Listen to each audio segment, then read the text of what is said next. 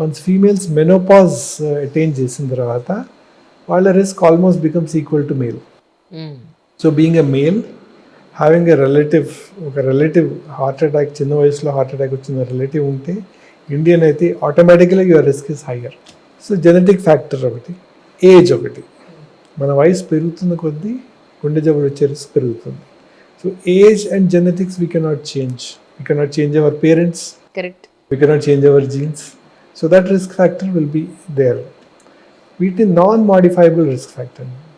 Modifiable risk factor అంటే what we do to our body. So that diet you eat, non veg veg అనేది కాదు, what is the composition of the diet. ఒక decade క్రితం మనం ఏమనుకునే వాళ్ళం, కేవలం fats ఎక్కువ తింటేనే గుండె జబ్బులు వచ్చే రిస్క్ ఉంటుంది, అందుకని ఫ్యాట్స్ ఎక్కువ తినకండి, కార్బోహైడ్రేట్స్ తినండి అని అనేవాళ్ళు. ఇప్పుడు మన అండర్స్టాండింగ్ హెస్ ఇంప్రూవ్డ్. ఇప్పుడు మన డైట్లో కార్బోహైడ్రేట్స్ ఎక్కువగా ఉంటే మనకి గుండె జబ్బులు వచ్చే రిస్క్ ఎక్కువ అని మనకు తెలిసింది.